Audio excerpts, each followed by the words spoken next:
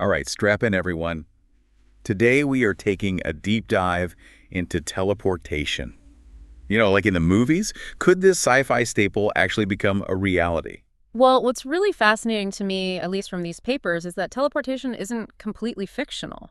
Wait, really? Yeah, we already have something called quantum teleportation, although it's not quite what we see in Star Trek. So no beaming people across the galaxy yet. What a bummer. So what's the difference then between sci-fi teleportation and what scientists are actually up to these days? So it all comes down to what is actually being teleported.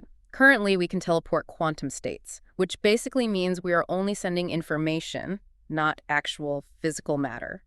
Oh, okay. Think of it like a fax machine. Oh, okay. You send the information, but not the physical paper. Right, right. So we are faxing information about particles, but not the actual particles themselves. Gotcha. So then how do we go from faxing information to actually teleporting a whole object? That's got to be the tricky part. Yeah, and that's where things get really, really interesting.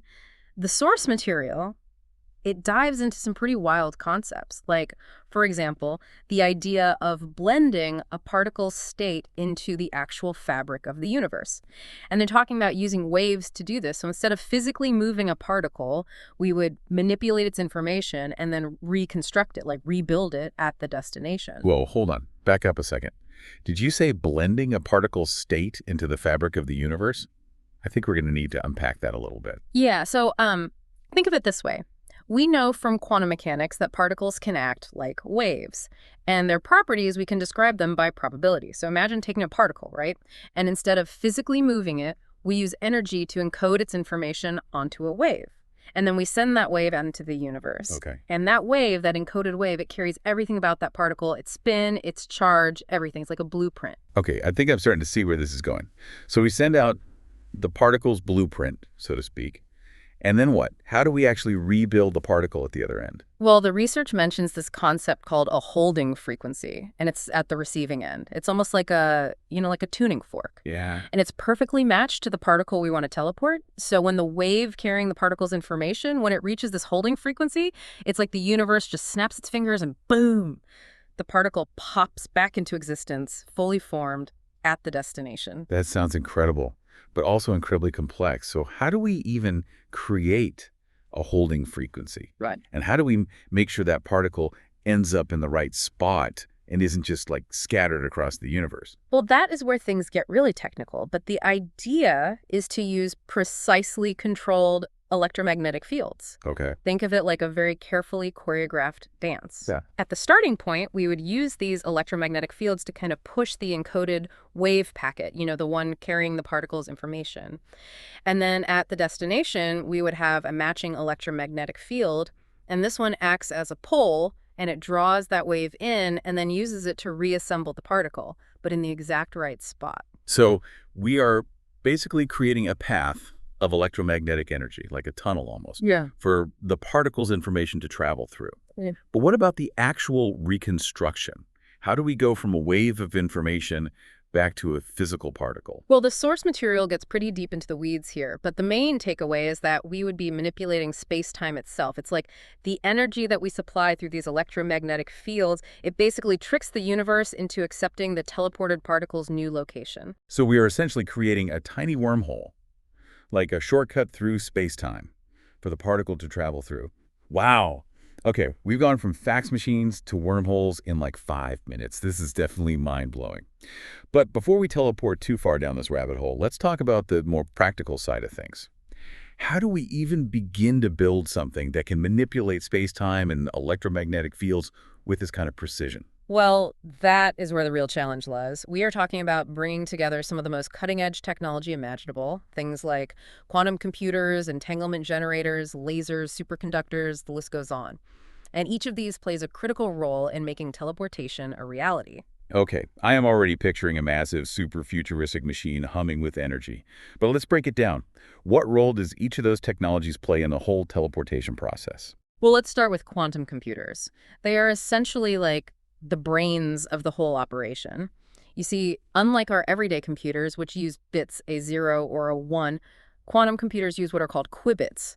And these can be both 0 and 1 at the same time. It's crazy. Whoa. So this means they can perform incredibly complex calculations that normal computers just, like, can't even handle. So these quantum computers are crunching all the numbers, figuring out how to encode the particle's information onto a wave, and also how to manipulate those electromagnetic fields with that insane level of precision that we need. Exactly. They are crucial for figuring out, like, the optimal configurations for those electromagnetic fields, making sure that the particle's quantum state stays stable during the transmission, and guiding that whole reconstruction process at the destination. Without them, we would just be lost. Lost in a sea of quantum uncertainty. Pretty much, yeah. And what about those entanglement generators? I've heard about quantum entanglement, but honestly, it always sounds a bit spooky to me. Oh, yeah. Entanglement is definitely one of the weirdest, most mind-boggling things in all of quantum mechanics. It's like, imagine two particles, and they're linked together in a way that no matter how far apart they are, they share the same fate.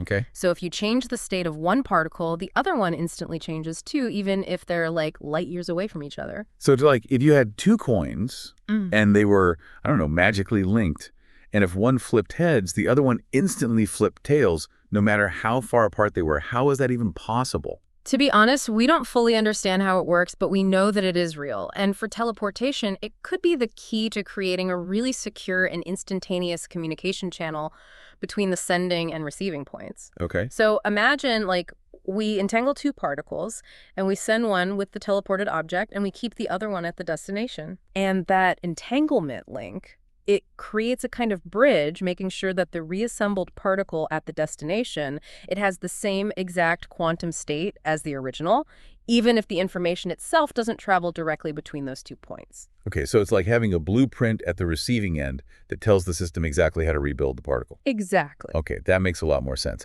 But what about energy?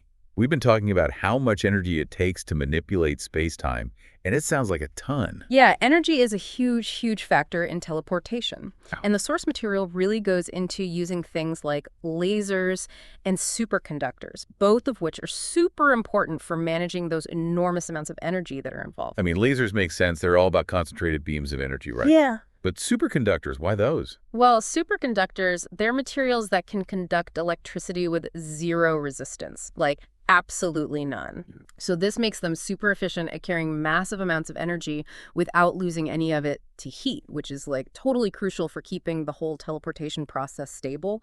Think of them as like the ultimate power lines. So the energy gets to where it needs to go, but without any loss. Exactly.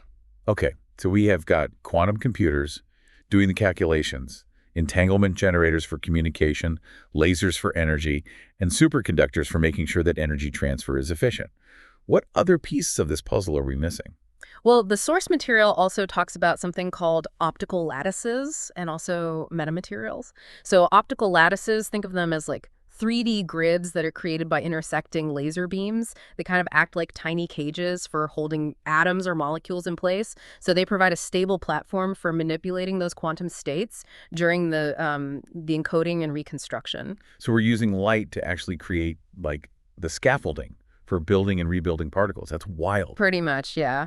And then there's metamaterials, which are they're artificially engineered materials, and they have properties that you just wouldn't find in nature. Like, they can be designed to bend light and electromagnetic waves in ways that are just like physically impossible with natural materials. Okay. And that level of control over light and energy is crucial for making those precise electromagnetic fields that we need for teleportation. This is incredible. We are talking about using like a whole symphony of cutting-edge technology, and each one plays this critical role in making teleportation a reality. But even with all of these pieces in place, it still feels like we're a long way from teleporting humans across galaxies. Like, what are the biggest hurdles that we still need to overcome? You are right. We're not beaming ourselves to other planets anytime soon. Even teleporting a single atom across a room, that's a huge task. Yeah. And one of the biggest challenges, I think, is maintaining what's called quantum coherence over long distances. Quantum coherence, what is that exactly, and why is it so important for teleportation? So think about it like this. When we encode a particle's information onto a wave, that wave needs to stay like perfectly intact as it travels to the destination. Okay. any interference or like any interaction with the environment at all can disrupt the wave, and that scrambles the information, and then it's impossible to reconstruct the particle accurately. And that's what's called decoherence. So it's like sending a message, but through a really noisy channel. The more noise there is, the more likely it is that the message gets all garbled. Exactly. That's a great analogy. Okay, so what causes this decoherence in the first place? What's all that noise? It's kind of a paradox, actually. But like the very act of observing or measuring a quantum system can cause it to decohere. It's like the universe is playing hide and seek with us. The second we try to peek at the particle's information, it's like poof, gone, vanishes into uncertainty. So we need to figure out how to monitor the particle's state, but without actually looking at it. That's the challenge, yeah. And it's a big one. It's like one of the biggest challenges in quantum computing and in teleportation, too. Scientists are trying all sorts of really clever techniques to try to minimize decoherence, like using really, really low temperatures or creating these super isolated environments that are like shielded from any kind of external interference. Okay, so let's say that we crack the code on this decoherence thing. Yeah. What about energy? We've been talking about how much energy it takes to manipulate space-time, and it sounds like it would take an astronomical amount. Yeah. Energy is a major, major hurdle. Even with superconductors and efficient energy recycling, if we wanted to teleport anything larger than a molecule, it would require a crazy amount of power. And it's not just about like having enough energy, it's about delivering it with pinpoint accuracy. So it's like you're trying to water a delicate flower, but you're using a fire hose. Yeah. Too much force, and you just destroy it completely. Yeah, that's a good way to put it. So what about scaling up, like to teleport larger objects, like, I don't know, humans? Well, I mean, that is the ultimate goal, but it's also the biggest challenge by far. Teleporting something like a living organism with all its trillions of atoms and its really complex biological processes, that is so much more complicated than teleporting just one particle. Yeah. Orders of magnitude more complex. You know, it's not just about moving matter, it's about preserving its like super intricate structure and function. So it's got to be more than just a jumbled mess of atoms. It has to be a living, breathing thing. Right.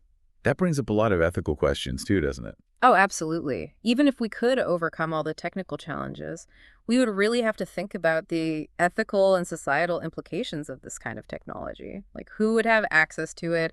How would we prevent it from being used in harmful ways? And how do we even make sure that teleportation benefits all of humanity, not just a select few? These are questions that we need to be thinking about right now before this technology becomes real.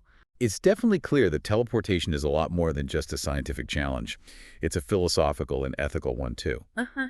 But let's be optimistic for a second. Let's say we figure it all out. What would a future with teleportation look like? Oh, man. The possibilities are just mind-blowing.